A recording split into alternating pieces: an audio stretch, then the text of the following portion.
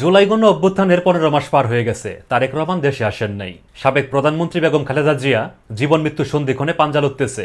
একমাত্র ছেলে হিসেবে তারেক রহমানের দেশে আসার কথা, কিন্তু তারপরেও তিনি দেশে আসতে পারতেছেন না। কেন আসতেছেন না?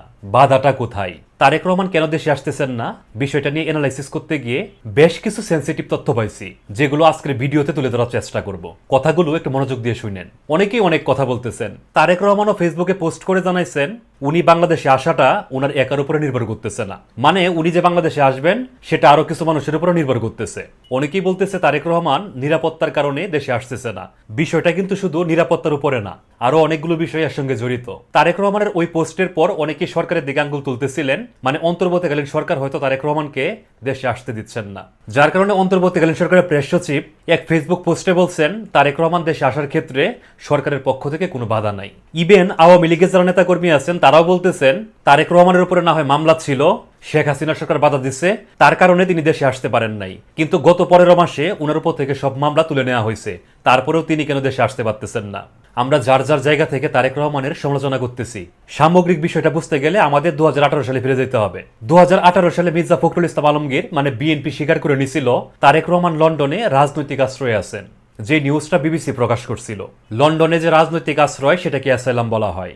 2018 সালে প্রথম আলো বলতেছে ব্রিটেনে মানে লন্ডনে রাজনৈতিক অ্যাসাইলাম পাওয়া মানে ভাগ্যের ব্যাপার। বিষয়গুলো একটু মনোযোগ দিয়ে শুনেন। বিবিসি বিএনপির বরাত দিয়ে 2018 সালে বলতেছে ব্রিটেনে তারেক রহমান রাজনৈতিক আশ্রয়ে আছেন। প্রথম আলো 2018 সালে বলতেছে ব্রিটেনে অ্যাসাইলাম পাওয়া ভাগ্যের ব্যাপার। ওখানে হোম অফিসে যে কর্মকর্তারা থাকেন তাদের উদ্দেশ্যই থাকে কেউ যদি রাজনৈতিক আশ্রয় চায় তাহলে সেটা ডিনাই করে দেওয়া। ইভেন তার সময়ে তিনি যে রাজনৈতিক আশ্রয় দিচ্ছেন না সেটা নিয়ে তারা নাকি গর্ববোধ করেন। আপনি যে ব্রিটেনে রাজনৈতিক আশ্রয় আছেন সেই রাজনৈতিক আশ্রয় ভঙ্গ হইতে পারে। এর মধ্যে উল্লেখযোগ্য কারণগুলো হচ্ছে আবেদন প্রত্যাখ্যান, মিথ্যা তথ্য, রাজনৈতিক কারণ, যোগ্যতা হারানো কিংবা সময় মতো আবেদন না করা। তারেক রহমান যদি এখন লন্ডন থেকে বাংলাদেশে চলে আসতে চান তাহলে তার ক্ষেত্রে রাজনৈতিক কারণটা বিবেচিত হবে। উনি যদি লন্ডন থেকে চলে আসতে চান, উনি যে রাজনৈতিক আশ্রয় পাইছিলেন সেটা বাতিল করে তারপরে আসতে হবে। যে কারণগুলো বললাম সেখানে স্পষ্ট করে বলা আছে কোনো প্রার্থী যদি অন্য কোথাও চলে যায় তাহলে তিনি অ্যাসাইলাম পাওয়ার যোগ্যতা হারাবেন এবং তাকে যে রাজনৈতিক আশ্রয় দেওয়া হয়েছিল সেটা বাতিল বলে গণ্য হবে।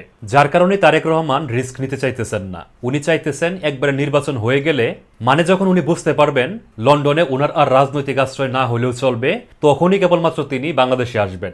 এর আগে যদি উনি চলে আসেন তাহলে উনি যে রাজনৈতিক আশ্রয় পাইছেন সেটা বাতিল হইতে পারে। সেটা বাতিল হয়ে গেলে ওনার আম সালা দুইটাই যেতে পারে। যার কারণে তারেক রহমানকে ভেবে চিন্তে স্টেপ নিতে হচ্ছে। আবেগকে পিছনে ঠেলে দিয়ে নিজের এবং পরিবারের নিরাপত্তার কথা চিন্তা করতে হচ্ছে।